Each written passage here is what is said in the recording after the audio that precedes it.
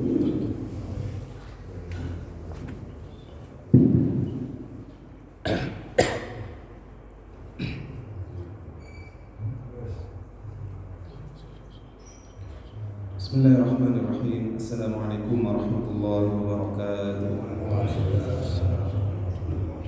Bismillahirrahmanirrahim. Alhamdulillahirabbil alamin wassalatu wassalamu ala asyrafil anbiya wal mursalin sayyidina wa maulana Muhammadin wa ala alihi wa ashabihi ajma'in. Amma ba'd.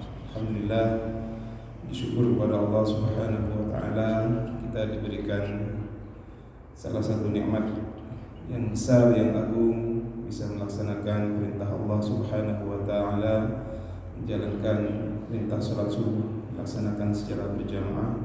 Alhamdulillah. Salawat serta salam semoga tetap tercurahkan kepada baginda Nabi besar Muhammad sallallahu alaihi wasallam. Semoga kita menjadi umatnya yang kelak mendapatkan syafaat dari beliau. Amin Allahumma amin. Alhamdulillah, kita bertemu lagi dalam pelajaran yang baru, masih bersama Fadilatul Syekh Amr Muhammad Hasan, di mana kita akan mendengarkan dari beliau pemaparan tentang hal-hal menyangkut masalah agama.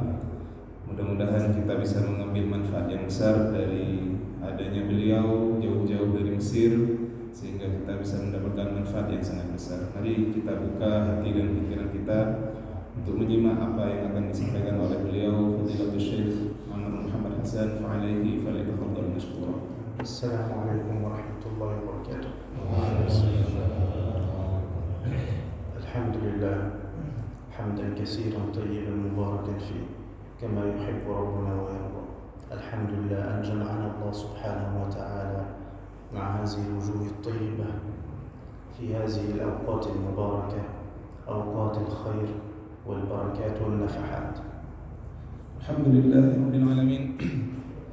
Disyukur kepada Allah Subhanahu wa taala, kita bersyukur kepada Allah Subhanahu wa taala kita bisa bertemu di sini, bisa bertemu dengan wajah-wajah orang yang baik-baik. Alhamdulillah, kita dipuji oleh beliau, dan mudah-mudahan kita mendapatkan siraman-siraman anugerah rahmat daripada Allah Subhanahu wa taala di pagi yang mubarak ini. Min fadlillahi alaina wa alaikum, wa naqul hadza min hubbillahi lana أن صلينا الفجر في جماعة وجلسنا نذكر الله في مجلس علم، فهذا فضل من الله عظيم ودليل على محبة الله سبحانه وتعالى لكل واحد منا. Sebagaimana kita duduk di masjid ini, yang sebelumnya kita sudah melaksanakan sholat subuh berjamaah, dilanjutkan dengan ta'lim, duduk bersama-sama di masjid ini adalah salah satu bentuk cinta Allah kepada kita semua. Allah sebelum kita mencintai, Allah telah mencintai kita, sehingga kita termasuk daripada orang-orang yang dipilih oleh Allah Subhanahu wa taala untuk bisa duduk, bisa sholat berjamaah, kemudian melanjutkan dengan majelis ta'lim. Alhamdulillah ala zalik, فنشكر الله على هذه النعمة أن وفقنا أن نصلي الفجر في جماعة وأن نجلس نذكره ونتعلم ونستمر على هذا إلى موتنا إن شاء الله سبحانه وتعالى. Alhamdulillah atas itu semua, dan alhamdulillah juga atas taufik pertolongan Allah sehingga mengumpulkan kita untuk bisa sholat subuh berjamaah, dilanjutkan dengan ta'lim pada pagi hari ini. Mudah-mudahan hal seperti ini bisa kita lanjutkan sampai kita meninggal kelak. Amin Allahumma amin. Ahadus salihin qala lian ata'allama mas'alatan fil ilm afdal min an usalli lailatan kamilatan lillah. Salah satu orang salihin pernah mengatakan bahwasanya belajar satu masalah dari masalah-masalah dalam keilmuan itu lebih besar, lebih agung pahalanya di sisi Allah daripada seseorang satu malam penuh dia sholat sunnah. لأنني إذا تعلمت مسألة في العلم الشيطان لا يستطيع أن يلبس علي في ديني وأن يفتنني في أمر ديني. Karena ketika saya belajar satu masalah dari masalah yang terdapat dalam sebuah ilmu, setan tidak mampu kemudian untuk menggoda saya. Setan tidak mampu kemudian untuk menggoyang iman saya ketika saya mempelajari sebuah ilmu. ثم أستطيع أن أعلم غيري فأصبح هذا الثواب تعدى إلى غيري أخذت أنا ثواب وثواب من علمته أيضا حصل لي منه ثواب، وإذا هو علم إنسانا آخر حصل لي أنا ثواب، وإذا هذا الآخر علم آخر حصل لي أنا ثواب.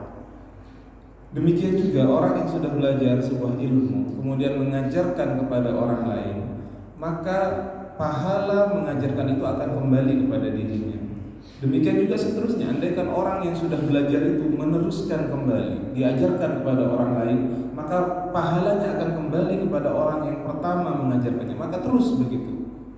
ثم لو كشف لنا عن هذا المكان وهذا المجلس لرأينا الملائكة تحفه، لأن النبي عليه الصلاة والسلام قال الملائكة تحف طالب العلم وتخشاه بالرحمة والبركة. Andaikan salah satu kita kemudian dibuka mata batinnya, bisa melihat keadaan kita sedang duduk-duduk di tempat ini, saya kita akan melihat betapa banyak malaikat yang sedang kemudian mengelilingi kita di pagi hari ini. Karena dikatakan oleh baginda Nabi, malaikat kemudian berkumpul bersama orang-orang yang sedang mencari ilmu. فمجالس العلم ومجالس الذكر يحبها الله ويحبها سيدنا مولانا رسول الله وتحبها الملائكة. نسأل الله أن يديم علينا هذا المجلس والانتفاع به، آمين يا رب العالمين. Maka majlis ilmu, majlis zikir itu adalah majlis yang disenangi oleh Allah Subhanahu wa taala, disenangi oleh baginda Nabi Muhammad sallallahu alaihi wasallam, disenangi oleh para malaikat. Mudah-mudahan kita diberikan taufik oleh Allah untuk terus selalu berada dalam keadaan seperti ini. Amin Allahumma amin. Insyaallah اليوم سنتكلم عن قصر الصلاة بالنسبة للمسافر والجمع أيضا بالنسبة للمسافر. Insyaallah pada kesempatan kali ini kita akan membahas permasalahan tentang bagaimana tata cara qasar dan jamak pada salat bagi seorang musafir.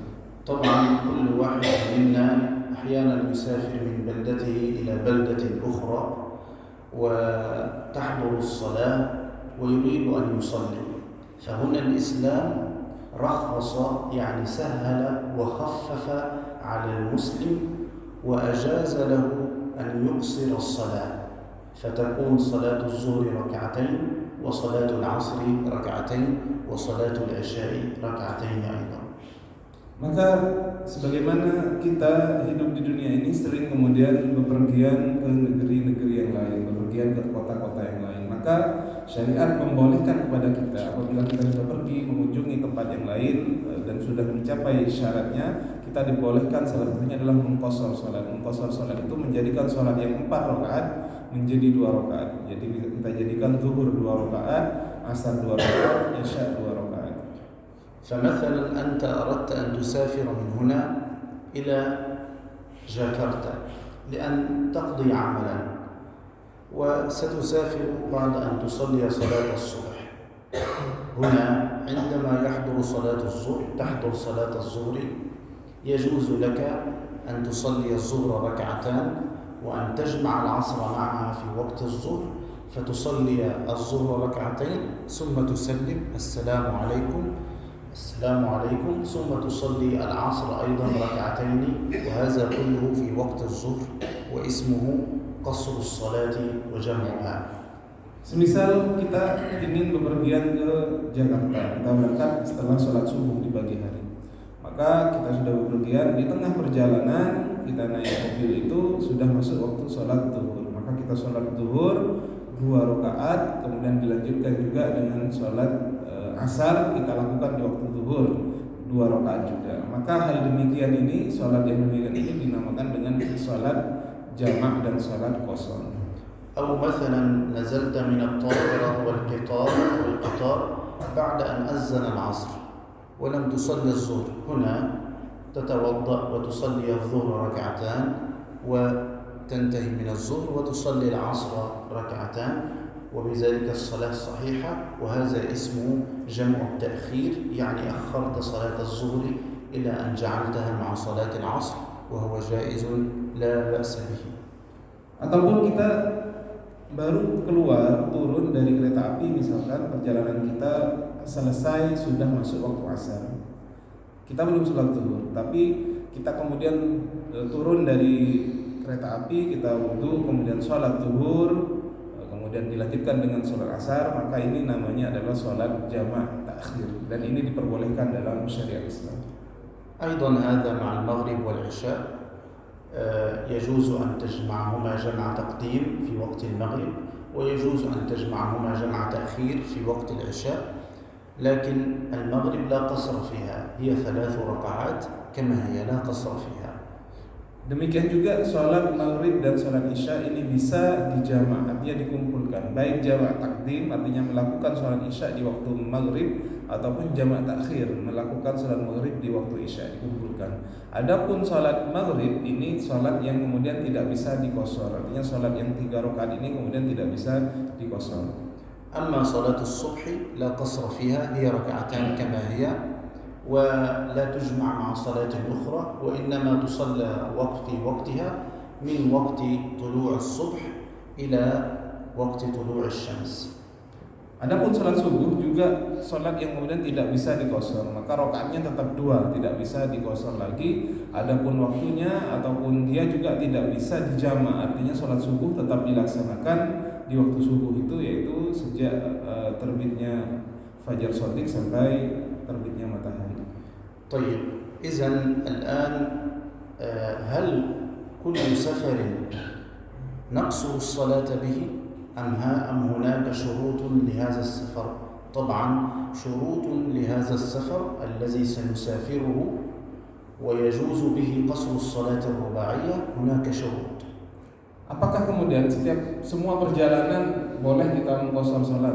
Apakah semua perjalanan demikian? Tentunya tidak. Ada kemudian syarat-syarat di mana ada diperbolehkan salat yang 4 rakaat itu kemudian kita qashar menjadi 2. Ada syarat-syaratnya. أولا حتى نقصر الصلاة لا بد أن يكون هذا السفر طويلا، يعني مقدار 80 كيلو متر من بلدتك إلى البلدة التي ستسافر إليها. فإذا كانت المسافة من بلدتك إلى البلدة التي ستسافر إليها 80 كيلو متر أو أكثر، هنا يجوز لك أن تقصر الصلاة الرباعية وأن تجمعها مع الصلاة الأخرى. Syarat yang pertama adalah perjalanan yang dilakukan itu harus perjalanan yang jauh. Perjalanan yang jauh ini kata ulama kalau kita konversi ke zaman sekarang kira-kira 80 km. Artinya apa? Jarak dari tempat tinggal kita ke negeri tujuan atau tempat yang akan kita tuju itu 80 km atau lebih. Maka ketika sudah sampai di 80 km atau lebih ini, maka boleh di saat itu baik kita mengqashar salat, meringkas salat ataupun menjamak daripada salat. أما إذا كانت المسافة أقل من ذلك طبعا لا قصر للصلاة وإنما تصلي الصلاة تامة كما هي. Adapun apabila jarak yang ditempuh itu tidak kemudian mencapai 80 km, maka tidak diperbolehkan mengqashar ataupun menjamak salat. Maka di waktu itu kita salat sebagaimana biasa.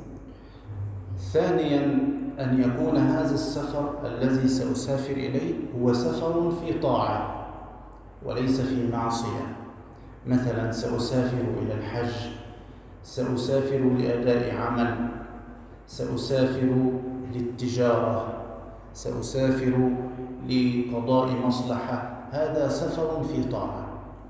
Syarat yang kedua adalah perjalanan yang dilakukan itu adalah perjalanan yang diperbolehkan oleh syariat, bukan perjalanan yang dilakukan untuk tujuan maksiat.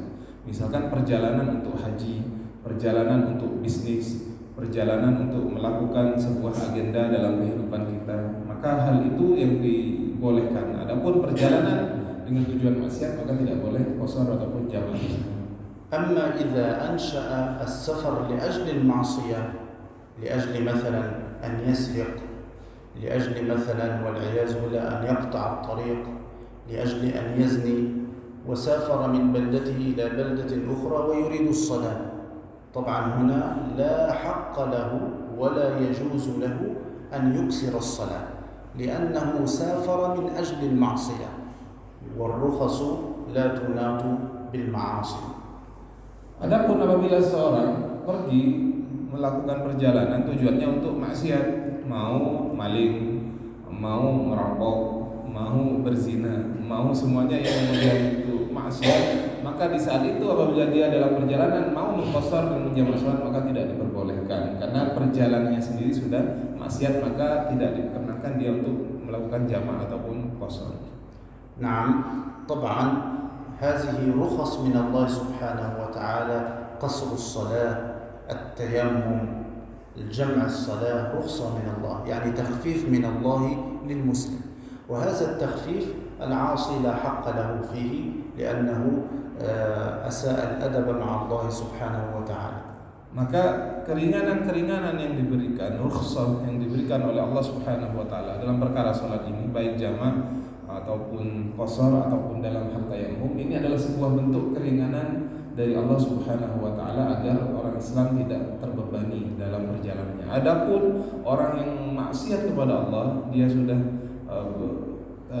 isa'atul adab kepada Allah Subhanahu wa taala, sudah kurang adabnya kepada Allah Subhanahu wa taala, maka dia tidak berhak untuk melakukan rukhsah keringanan-keringanan yang tadi sudah disebutkan. Amma law ansha as-safar للمعصية ثم تاب وهو مسافر، تاب إلى الله وقال لا أنا لا أذهب للسرقة وإنما أذهب لقضاء مصلحة أو للفسحة والرحلة، لا أذهب لمعصية الله، هنا جاز له وحق له الرخصة. Adapun seseorang yang awal ketika ingin berangkat niatnya ingin maksiat kepada Allah Subhanahu, ingin mencuri misalkan, tetapi di tengah perjalanan dia bertaubat kepada Allah Subhanahu wa taala, enggak, saya tidak ingin mencuri, saya hanya ingin melaksanakan hal ini yang diperbolehkan, misalkan untuk jalan-jalan, untuk kemudian tamasya, rihlah demikian itu, maka apabila berubah niatnya di pertengahan jalan, maka boleh bagi orang yang sudah bertaubat itu kemudian untuk menjamak dan mengqashar salat. طيب الآن حضر وقت صلاة الظهر ويريد أن يصلي الظهر قصرا، طبعا إذا خرج من دائرة قريته أو مدينته وحضر وقت الصلاة وكان مسافرا سفرا طويلا جاز له أن يقصر. طيب سيصلي الظهر ويقصر الصلاة، عند تكبيرة الإحرام ينوي القصر للصلاة. Maka apabila orang sudah mencukupi syarat-syarat tadi, kemudian dia keluar dari tempat tinggalnya dan dia sudah berada di daerah lain dan waktu sholat zuhur sudah masuk, maka di skala itu dia boleh kemudian menjamak ataupun mengqashar salat. فمثلا كما قلنا قبل ذلك النية بالقلب، لكن لو تلفظ بها ليساعد القلب لا بأس بذلك، فيقول نويت صلاة الظهر مقصورة لله تعالى الله أكبر. Maka ketika sudah ingin sholat, dia harus membarenginya dengan niat. Maka niat sebagaimana yang sudah saya jelaskan tadi kemarin, bahwasanya dia dilafadzkan adalah untuk boleh, untuk menguatkan daripada hati. Maka Anda mengatakan saya sholat zuhur 2 rakaat misalkan dengan diqashar. أيضا إذا أراد أن يقصر الصلاة ودخل مسجدا مثل هذا لا يأتم بالإمام الذي يصلي الصلاة رباعية، لأنه لو ائتم به وجب عليه أن يكمل الصلاة رباعية. Termasuk juga hukum bagi orang yang sedang perjalanan dan sedang ingin mengqashar salat, dia tidak boleh, misalkan di tengah perjalanan dia masuk ke sebuah masjid, masjidnya itu salat biasa, salat zuhur atau salat asar biasa, dia tidak boleh bermakmum kepada orang yang kemudian mukim.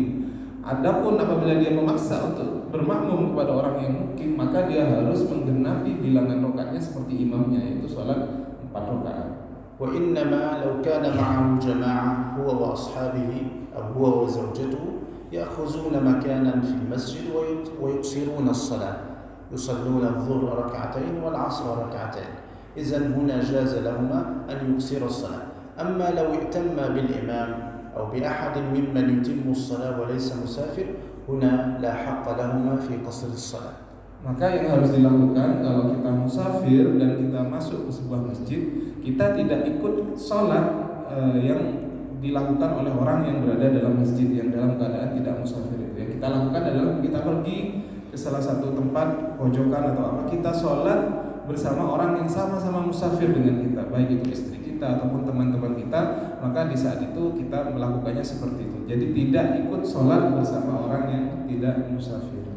حتى ولو دخل المسجد والإمام في التشهد الأخير ثم نوى معه في التشهد الأخير وأراد أن يصلي، نقول له هنا تم الصلاة رباعية لأنك أتممت بمقيم ولا يجوز لك قصر الصلاة. Misalkan ada kasus kita nyampe masjid, imamnya sudah tasyahud akhir, kita dalam keadaan musafir, kita langsung tasyahud, ikut kepada imam. Kalau kita melakukan seperti itu, tidak boleh kita kemudian sholat seperti sholatnya musafir 2 rakaat, nggak boleh. Ketika kita sudah sholat kepada imam yang mukim, maka kita harus menyempurnakan bilangan rakaatnya menjadi 4 rakaat.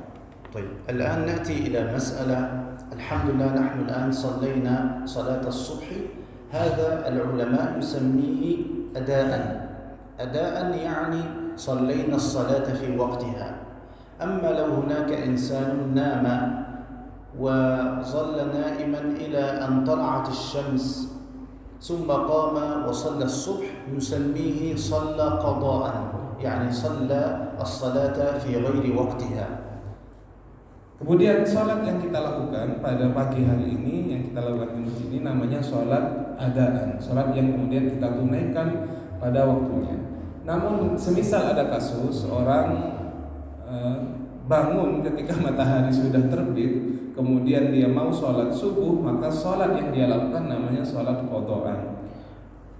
نأتي هنا مثلا هو ترك صلاة الظهر وكان في بيته، ترك صلاة الظهر وترك صلاة العصر ثم سافر، وأثناء السفر هل يجوز له أن يصلي هذه الصلوات التي تركها وهو في حال الحضر يعني في بيته، هل يجوز له أن يصليها في السفر ثنائية يعني مقصورة؟ الإجابة لا يجوز له، وإنما عليه أن يجعلها رباعية. Misal ada kasus begini, ada orang nggak sholat zuhur ataupun nggak sholat asar, kemudian setelah itu dia musafir bepergian, di tengah perjalanan dia ingin mengqadha, ingin mengganti sholat yang tidak dia tinggalkan ketika dia masih mukim, ketika masih dia di rumahnya. Apakah diqadha dalam keadaan dia musafir, yaitu dikosor menjadi 2 rakaat atau tidak? Maka jawabannya adalah yang kasus seperti ini apabila ingin mengqadha maka tetap diqadha seperti dia dalam keadaan mukim, maka tetap qadhanya adalah 4 rakaat. إذن ما فاتك وأنت في الحضر وأردت أن تصليه في السفر ستصليه تاما 4 ركعات، وما فاتك في السفر من الصلوات ولم تصليه وأردت أن تصليه وأنت مقيم في الحضر يعني في بيتك في رحلك، تصليه أيضا تاما لا قصر فيه. Maka kaidahnya adalah apabila yang kita tinggalkan, sholat yang kita tinggalkan dalam keadaan mukim, kita tidak sedang dalam keadaan musafir, ketika ingin kita lakukan dalam keadaan musafir, maka tetap kita lakukan sebagaimana kita dalam keadaan mukim, maka nggak boleh dikosor, tetap 4 rakaat. Demikian juga ada sholat-sholat yang tidak kita lakukan ketika kita musafir, ketika kita perjalanan, kita tidak sholat zuhur, maka ketika sampai di rumah, sholatnya pun tidak boleh dikosor. Ketika sudah sampai rumah, maka tetap kita lakukan dalam diganti dengan 4 rakaat. إذن ما فاتك في السفر تصليه مقصورا في السفر، أما لو أقمت تصليه تاما كاملا. Maka ketika kita dalam perjalanan, kita boleh kemudian melakukan sholat itu dikosor. Tetapi ketika sudah berada di rumah, kita sudah mukim, maka semua hukum itu sudah tidak ada, kita melakukan sholat 4 rakaat. طيب السؤال الآن، متى أنا سأسافر أكثر من 80 كيلو، متى أبدأ قصر الصلاة؟ هل مثلا حضرت صلاة الظهر وأنا في بيتي أصليها قصرا في بيتي الله أكبر 2 ثم أسافر؟ Maka sekarang ada pertanyaan, kasus lagi. Bagaimana sholat itu dimulai? Kapan boleh kita kemudian kosor sholat? Apakah kemudian kita mau perjalanan waktu zuhur misalkan, sudah masuk waktu zuhur, kita mau perjalanan jauh ke Jakarta, Apakah boleh misalkan kita sejak zuhur di rumah itu sudah mengqashar sholat, yang awalnya 4 rakaat kita sholat 2 rakaat baru kemudian kita pergi, gimana hukumnya? نقول تبدأ قصر الصلاة من حين أن تخرج من حدود البلدة أو المدينة التي تعيش فيها. فإذا خرجت عن حدود القرية أو المدينة التي تعيش فيها هنا يجوز لك أن تقصر الصلاة. Maka kaidahnya adalah boleh kemudian kita menjamak atau mengqashar salat dengan syarat kita sudah keluar dari batas kota kita. Semisal kita sudah keluar dari kota Jember ini, maka waktu itu sudah boleh kita memulai untuk kemudian menjamak ataupun mengqashar salat. Alhamdulillah سافرت إلى جاكرتا وهنا نأتي إلى مسألة مهمة. هذه المسألة كم يوما يجوز لك أن تقصر الصلاة وأنت في جاكرتا؟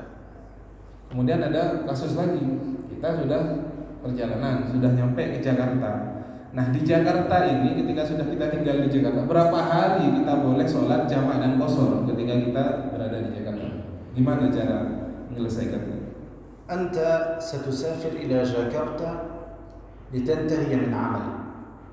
هذا العمل هو سيبقى 3 أيام، وبعدما تنتهي من العمل الذي كان في 3 أيام سترجع مرة أخرى إلى جنبر. نقول لك في 3 أيام يجوز لك أن تقصر الصلوات الرباعية فيها.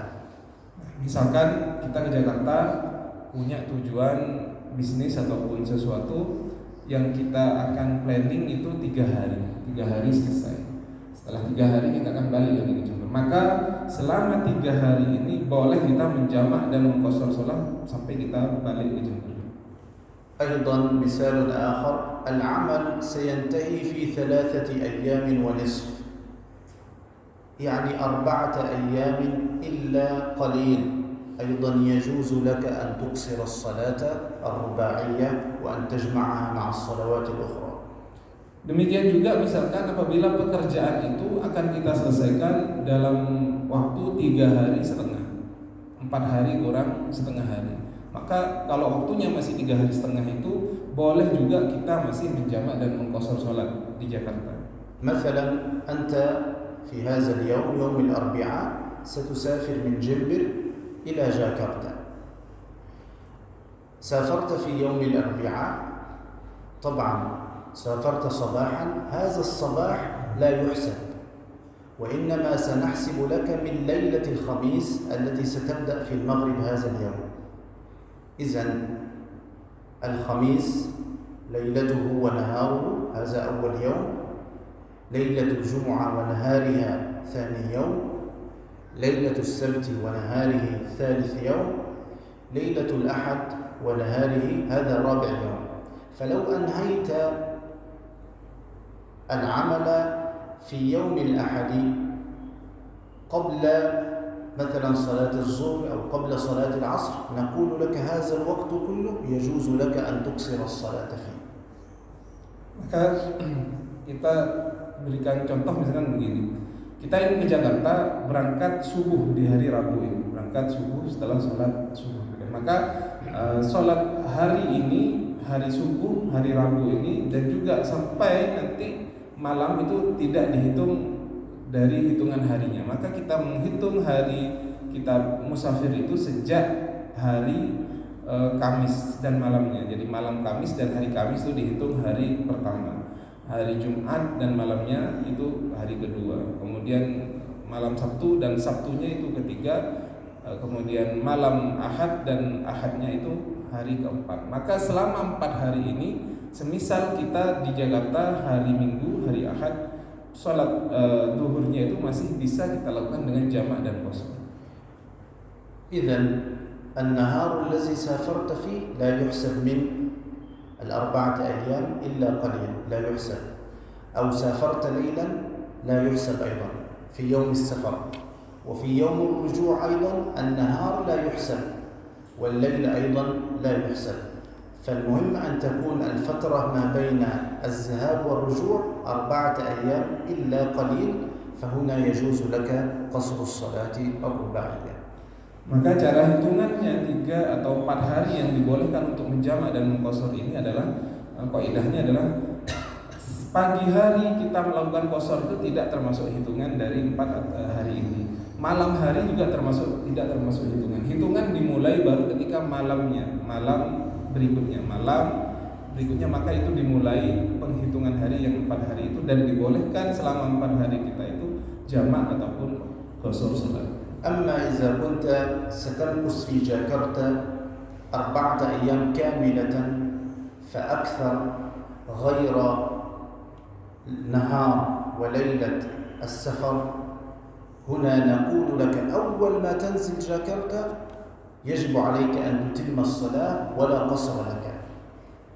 Adapun kasusnya kalau begini, kita ingin melakukan kegiatan di Jakarta, tapi kita tahu bahwasanya itu 4 hari ataupun lebih, 5 hari, 6 hari begitu. Maka sejak kita tiba di Jakarta, kalau kita yakin sudah mau tinggal lebih dari 4 hari, maka tidak boleh lagi kita menjamak dan mengqashar sholat. Maka sholatnya kita lakukan seperti biasa, sholatnya orang mukim. إذن مرة أخرى ننظر إلى الأيام التي ستجلسها في جاكرتا 4 أيام فأقل تقصر الصلاة، أما 4 أيام كاملة فأكثر لا تقصر الصلاة. Maka kaidahnya saya ulangi lagi, apabila kita misalkan bepergian ke Jakarta kurang dari 4 hari, maka kita boleh kemudian menjamak dan mengqashar salat. Adapun apabila 4 hari penuh ataupun lebih, maka kita tidak boleh menjamak dan mengqashar salat di Jakarta. طيب نأتي إلى مسألة أخرى أيضا مهمة، وهي أنك سافرت إلى بلدة ولا تعلم هل تنقضي حاجتك في هذا اليوم أم غدا أم بعد غد، يعني أنت لا تدري متى ستنقضي هذه الحاجة. هنا الإسلام أباح لك أن تقصر الصلاة إلى 18 يوما. Adapun ini ada kasus yang penting lagi. Kita pergi untuk melaksanakan sebuah bisnis ataupun keperluan kita, tetapi kita nggak tahu ini akan selesai berapa hari. Kita nggak tahu. Maka syariat dalam Islam ketika kita tidak menentukan kapan kita akan balik ke tempat asal kita, ketika kita nggak tahu mau berapa hari di tempat kita datang itu, maka syariat memperbolehkan kita untuk selama waktu kita tidak tahu itu untuk kemudian menjamak dan mengqashar salat selama 18 hari. Sama nih Tasya. Selama 18 hari boleh masih menjamak dan mengqashar salat. هذا كما فعله النبي عليه الصلاة والسلام. فأنت إذا مثلا سافرت إلى مكان ولا تعلم، لا تدري هل الحاجة تقضى اليوم أم غدا، وأنت تنتظر ولا تعلم متى، هل بعد غد، هل بعد أسبوع، هل بعد أسبوعين، لا تعلم. فهنا أباح لك الإسلام قصر الصلاة إلى 18 يوما كما فعل النبي المصطفى صلى الله عليه وآله وسلم. أما إذا زادت المدة عن 18 يوما فعليك أن تتم الصلاة. Maka 18 hari ini adalah sebagaimana yang dicontohkan oleh baginda Nabi besar Muhammad SAW. Jadi kita kalau punya keperluan ke tempat yang lain, maka selama waktu kita nggak tahu kapan akan pulang, apakah selesai 1 hari, 2 hari, 1 minggu, apa 2 minggu, selama kita menunggu sampai pekerjaan itu selesai, maka kita dibolehkan untuk menjamak dan mengqashar salat selama 18 hari. Batasnya sampai 18 hari. Apabila lebih dari 18 hari, maka kita sudah tidak boleh melakukan jamak dan qashar lagi. Kita hanya boleh melakukan salat sebagaimana salat biasa, salatnya orang yang mukim. هذا وبالله التوفيق، والحمد لله بهذا انتهينا من شرح قصر الصلاة. نسأل الله سبحانه وتعالى أن يوفقنا وإياكم للعلم النافع والعمل الصالح. Ini yang bisa saya jelaskan tentang masalah jamak dan qashar, dan mudah-mudahan kita diberkahi oleh Allah Subhanahu wa taala dengan ilmu yang bermanfaat. Amin Allahumma amin. Silakan kalau ada yang mau bertanya, mendalami dari yang sudah dijelaskan oleh Syekh. Terima kasih. Yang pertama saya tanya mengenai qashar itu antara asar sama maghrib, itu boleh apa tidak? Jadi yang dijelaskan itu sama asar ya. Sekarang pada kasus tertentu itu asar sama maghrib ya. bisa apa tidak? Dikosor. Ya dikosor. Apakah takdirnya atau akhirnya? Kemudian yang kedua kaitannya sama jarak tadi 80 kilo. Sekarang ini 80 kilo ini kalau pakai mobil, ya istilahnya mobil yang ada itu gak terasa gitu. Jadi istilahnya jarak itu kayaknya itu cepat gitu. Jadi istilahnya nggak capek, nggak apa. Iya. Apakah kita tetap wajib kosor atau bagaimana gitu? Kaitannya sama apa itu kenyamanan, capeknya. Nah. Makasih. Ya, terima kasih. Nah, soal awal يعني هل يجوز قصر الصلاة أو جمعها بين العصر والمغرب؟ العصر والمغرب. ويسأل هل يجوز جمع الصلاة أو قصرها إذا كان هو السفر يعني بين العصر والمغرب. نعم. بارك الله فيك. إذن عندنا الظهر والعصر يجوز أن نجمعهما معا جمع تقديم في وقت الظهر، ويجوز أن نؤخرهما إلى وقت العصر فيكون جمع تأخير. فمثلا أريد أن أصلي الظهر والعصر معا، سأصلي الظهر ركعتين ثم العصر ركعتين في وقت الظهر. أريد أن أؤخرهما إلى في آخر وقت صلاة العصر، هنا يجوز معي إلى قبل المغرب بنصف ساعة، أصلي الظهر والعصر قصر ركعتين وهذا جائز. أما المغرب والعشاء يجوز أن أجمعهما أيضا جمع تقديم في وقت المغرب، ويجوز أن أجمعهما جمع تأخير في وقت العشاء، ووقت العشاء يمتد إلى طلوع الفجر الكاذب، يعني قبل طلوع الفجر الصادق. معك الليل طويل جدا، يمكن أن تؤخر الصلاة إلى ما شئت. Maka kata beliau, kalau demikian yang boleh dijamak itu adalah zuhur dengan asar. Jadi artinya kalau memang mau menjamak, boleh kita jamak di waktu zuhurnya jamak takdim ataupun dijamak di asar, yaitu jamak takhir. Walaupun takhirnya itu setengah jam sebelum adzan maghrib, itu masih terhitung kita sholat di waktu asar, itu boleh. Adapun maghrib sama isya itu boleh dilakukan di waktu maghrib, itu namanya jamak takdim ataupun jamak takhir. Jamak takhir di isya ini waktunya sangat panjang sampai keluarnya munculnya fajar kadzib, fajar yang bohong. Maka itu adalah waktu-waktu dibolehkannya seorang untuk menjamak sholat, yaitu zuhur dengan isya, zuhur dengan asar, kemudian maghrib dengan isya. Begitu. Jadi tidak kemudian asar dengan maghrib, dan asar gabungannya itu dengan zuhur, dan asarnya boleh dikosor 2 rakaat, tapi maghribnya nggak boleh dikosor jadi 1,5 gitu. Jadi nggak boleh dikosor jadi 1, tetap gitu. Semua soal asani yani الآن المواصلات يوجد القطار السريع ويوجد الطائرة، وأثناء الرحلة هذا يشعر بالارتياح، لا يوجد تعب. 80 كيلو هذا يعني قليل جدا. هل 80 كيلو هذا يعني ولو كان مسافر راحة بالقطار بالسيارة جيدة، هل يجوز له قصر الصلاة ولا يوجد تعب؟ حتى هذا من فضل الله علينا، حتى ولو كنت مسافرا بالطائرة وأنت في راحة تامة، هذه رخصة من الله. قال العلماء إن الله يحب أن تؤتى رخصه كما يحب أن تؤتى عزائمه. حتى ولو كنت في أتم الراحة في السفر يجوز لك أن تقصر الصلاة وأن تأخذ بالرخص ولا بأس في ذلك.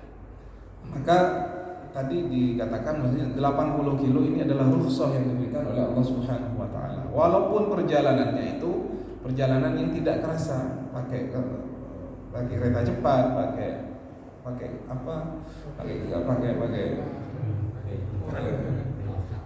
ya, itu tidak kemudian mencegah kita apabila perjalanannya itu enak, tidak kerasa apa-apa untuk kemudian merukhsah. Ini sudah yang dibolehkan oleh syariat, walaupun perjalanannya itu tidak ada capek sama sekali, tetap kita diperbolehkan untuk kemudian menjamak dan mengqashar, asal syaratnya tadi 80 kilo sudah kita lalui. Ada lagi yang bertanya? Duluan sih.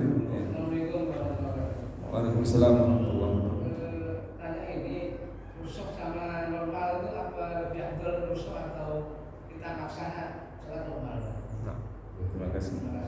Nah, masail qala hal ar-rukhsah afdalu min salatil azim atau salatuha kama hiya yani afdal ayyuma afdal lil musafir na'khudhu ar-rukhas aw la.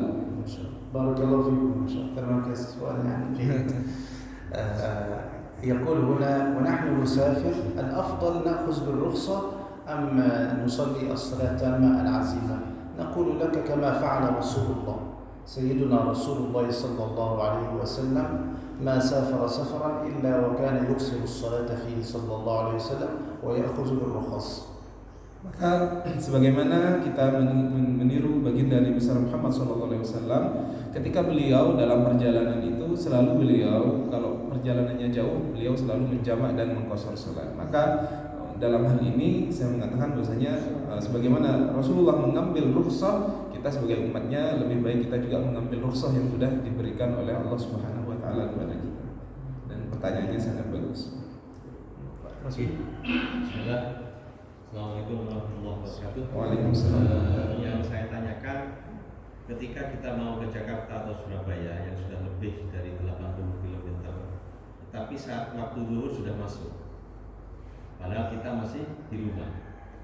Nah ini apakah kita zuhurnya sholat seperti mukim, sedangkan asarnya bisa di jamak atau di qashar sapi, atau sebaliknya ketika kita sudah di Jakarta sudah sebagai musafir di sana, pada saat mau pulang ke sebelum 4 hari kita mau pulang ke Jember, nah atau kalau di Jakarta itu bisa sudah langsung di jamak pada saat kita di tempat, atau masih keluar dulu dari kota Jakarta.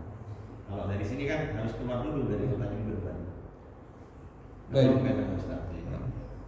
يعني متى نبدأ أن نقصر الصلاة أو جمعها في بداية السفر، وأيضا هل في حالة الرجوع من جاكرتا مثلا متى نبدأ قصر الصلاة أو لابد أن نخرج من جاكرتا أو من حدود جاكرتا؟ طبعا هذا يتوقف على من أي مكان أنت. لو هو من جمبر طبعا نحن نعيش في قرية الآن في مدينة هنا مدينة جمبر. فعندما تخرج من حدود مدينة جمبر وتسافر إلى سورابايا، عندما تخرج من حدود جمبر يجوز لك قصر الصلاة. ذهبت إلى سورابايا جلست يومين أو 3 أقل من 4 أيام وأنت راجع، أيضا كل ذلك يجوز لك أن تقصر الصلاة إلى أن ترجع إلى حدود جمبر مرة أخرى.